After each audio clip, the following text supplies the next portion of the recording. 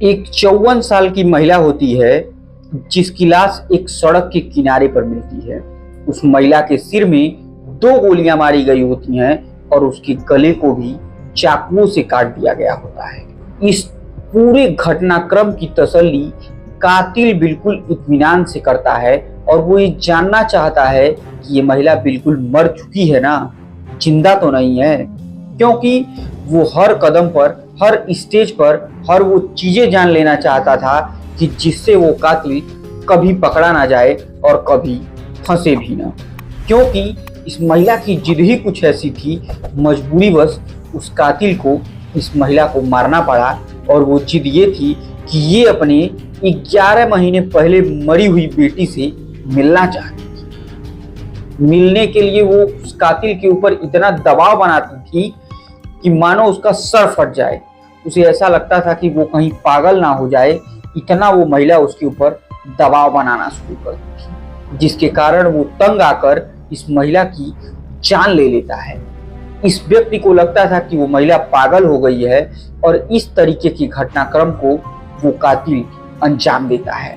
लेकिन कौन थी वो महिला, क्यों अपनी मरी हुई बेटी से मिलने के लिए वो इतनी जिद पर अड़ी थी और क्यों कातिल ने उस जिद को पूरा करने के लिए उसे जान से मारा, ये पूरी कहानी बेहद हैरत अंगेज है। और जब आप इस कहानी को सुनेंगे तो यकीन मानिए आपके पैरों तले जमीन खिसक जाएगी। तो देर ना करते हुए दोस्तों, आज के जुर्म के वर्चस्व की कहानी हम शुरू करें उससे पहले एक छोटा सा निवेदन, अगर आप चैनल पर नए हैं तो कृपया चैनल को सब्सक्राइब, वीडियो को लाइक और वीडियो को ज्यादा से ज्यादा शेयर जरूर कीजिएगा।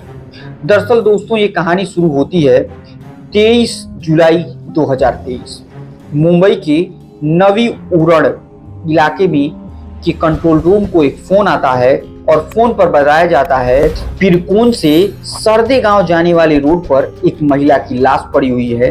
लाश के ऊपर एक भी ज्वेलरी नहीं है, किसी भी प्रकार का कुछ है नहीं। उसके सिर में 2 गोलियां लगी हुई हैं और उसका गला भी कटा हुआ है। इतना सूचना मिलने के बाद मौके पर तत्काल पुलिस पहुंचती है और जैसे ही मौके पर पहुंचती है तो इस पूरे घटनाक्रम को बिल्कुल ध्यान से देखती है। और ध्यान से देखने पर एक चीज तो क्लियर नजर आ रही थी कि कहीं ना कहीं किसी से इस महिला की गहरी रंजिश थी, क्योंकि जब उसने गोलियां 2 सिर में मार दी थी तो फिर गला काटने की क्या जरूरत थी। और इन सभी कड़ियों को कड़ियों से मिलाते हुए पुलिस देख रही थी कि तभी उस लाश से चंद कदमों की दूरी पर एक चश्मे का बॉक्स मिलता है और इसी बॉक्स पर, इस कवर पर एक ऑप्टिकल्स का नाम लिखा होता है और उसका पता लिखा होता है। जब पुलिस ने बिना वक्त गंवाए उन जगह पर उस लिखे गए पता पर पहुंचती है और इस महिला की फोटो दिखाती है तो एक चीज तो पूछताछ में क्लियर हो जाता है कि इस महिला का नाम भारती अंबोरकर था और ये डोवली की रहने वाली थी। और इसके बाद से ये बात पूरी तरीके से क्लियर हो जाती है और वहां से उसका पता निकालती है पुलिस और इस महिला की घर पर पहुंच जाती है। लेकिन जब इस महिला के घर पर पहुंचती है तो वहां भी बेहद चौंकाने वाला एक मामला निकलकर सामने आता है और वो मामला ये होता है कि इस महिला के पति नहीं होते हैं, अकेली ये महिला रहती है और इसकी एक बेटी थी जिसका इसने 1 साल भर पहले एक लड़के से शादी कर दिया था और ये उसी बेटी से मिलने की जिद में रहा करती थी। ये उसी बेटी से मिलना चाहती थी और आस पड़ोस वो बताती है कि मैं अपनी बेटी से मिलने जा रही हूँ, मेरा दामाद मयूरेश आ रहा है, वो मुझे लेकर जाएगा, मेरी बेटी से मिलवाएगा।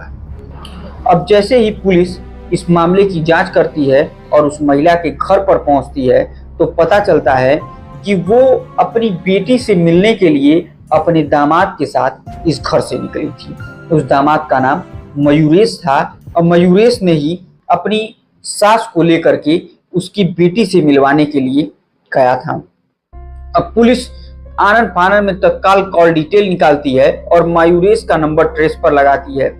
लेकिन मयूरेश काफी चालाक था और वो इस नंबर को कभी खोलता था, कभी बंद करता था, कभी खोलता था, कभी बंद करता था, जिससे पुलिस का शक बिल्कुल बढ़ता चला जाता है कि कहीं ऐसा तो नहीं दामाद ने ही अपनी सास को मार दिया।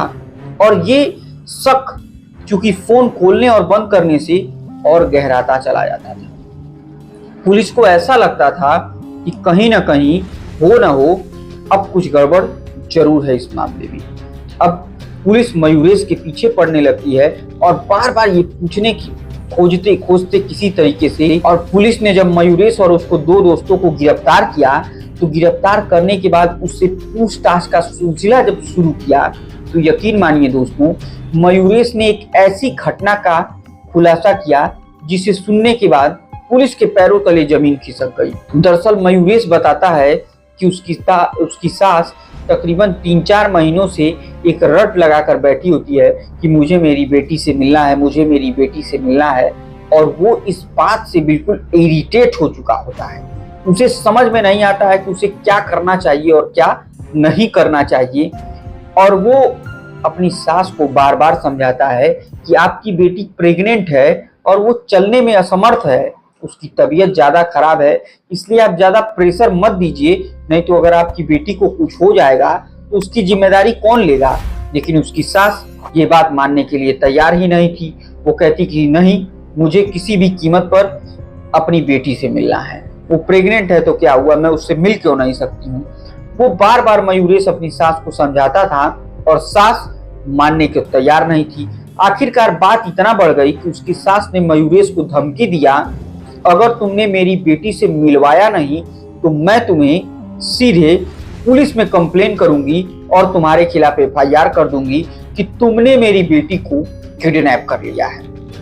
इतना बात सुनने के बाद मयूरेश को गुस्सा आ जाता है और वो अपने दो दोस्तों को ये बात बताता है, और इन सारे लोगों ने मिलकर एक प्लान बनाया और अपनी सास को मयूरेश लेने जाता है उसके घर। वहां से बाकायदे उसको कार में बैठाया जाता है और फिर लेकर आया जाता है, और फिर एक सुनसान जगह पर कार रोककर उसे 2 गोली मारी जाती है।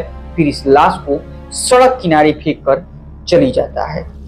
इसके बाद पुलिस जांच पड़ताल में वहां पहुंचती है और इस लाश को पकड़ पा जाती है। लेकिन अब पुलिस ने कहा कि ये बताओ, आखिर जब बेटी प्रेग्नेंट थी तो तुम्हें अपनी सास से उस बेटी को मिलाने में क्या दिक्कत थी। इस पर मयूरेश बहाने बनाना लगता है। कुछ अच्छे तरीके से मयूरेश जवाब नहीं देता है।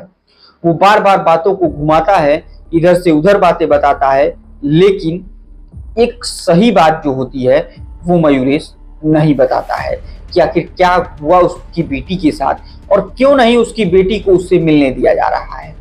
जब पुलिस इस पर सवाल बार बार करती है और वो बार बार जवाब को घुमाने लगता है, पुलिस अपने तरीके से फिर पूछताछ पर आने जाती है।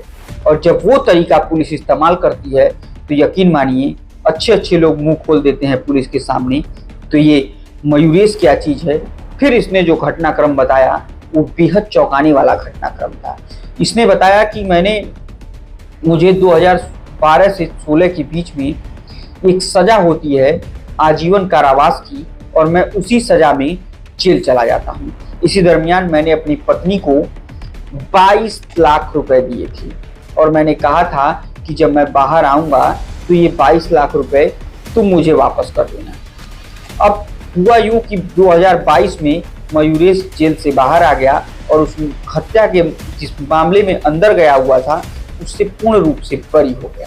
बरी होने के बाद जैसे ही वो बाहर आता है तो वो एक कहता है कि देखो, तुम मेरे वो जो 22 लाख रुपए ली थी वो मुझे वापस कर दो, मुझे कुछ बिजनेस करना है, मुझे कुछ काम करना है, मैं इन सब चीज़ों से दूर होना चाहता हूँ।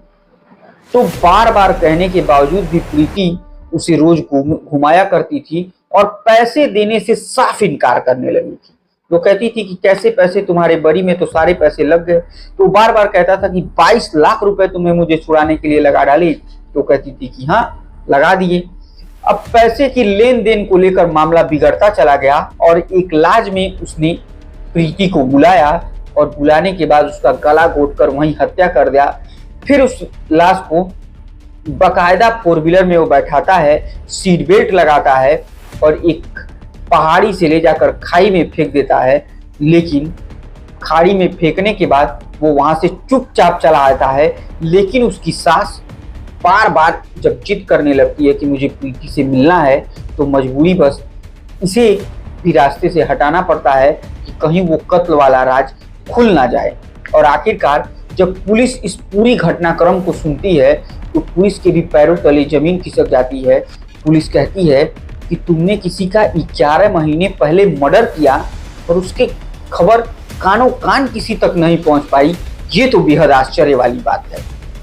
और पुलिस इस पूरे घटनाक्रम की जानकारी सुनने के बाद बेहद चौंक जाती है और तत्काल प्रभाव से इसे गिरफ्त में लिया जाता है। इसे उस जगह पर लेकर जाया जाता है जहां से इसने अपनी पत्नी की लाश नीचे खाई में फेंकी जाती है। उस खाई को भी दिखवाया जाता है, लेकिन प्रीति की लाश का 11 महीनों के बाद कहीं कोई पता नहीं चल पाता है। और बेटी से मिलने की जिद में आखिरकार सास भी अपनी जान से हाथ धो देती है और इस कातिल दामाद ने बेटी और माँ दोनों को रास्ते से हटा दिया। आखिरकार पुलिस ने उसे गिरफ्तार कर जेल भेज दिया और कानूनी तौर पर कड़ी से कड़ी सजा दिलाने की कोशिश की जाएगी। लेकिन दोस्तों, इस तरीके की घिनौनी हरकत कहाँ तक शोभनीय है? अगर उसकी माँ ने अपनी बेटी से मिलने की जिद की, उसका जान लेना ये सही नहीं है। तो दोस्तों, ये थी आज के जुर्म के वर्चस्व की कहानी। उम्मीद करते हैं हमारी कहानी आपको बहुत पसंद आई होगी। पसंद आए तो कृपया चैनल को सब्सक्राइब, वीडियो को लाइक और वीडियो को ज़्यादा से ज़्यादा शेयर कीजिए। तब तक के लिए मुझे दीजिए इजाज़त। जय हिंद, जय भारत।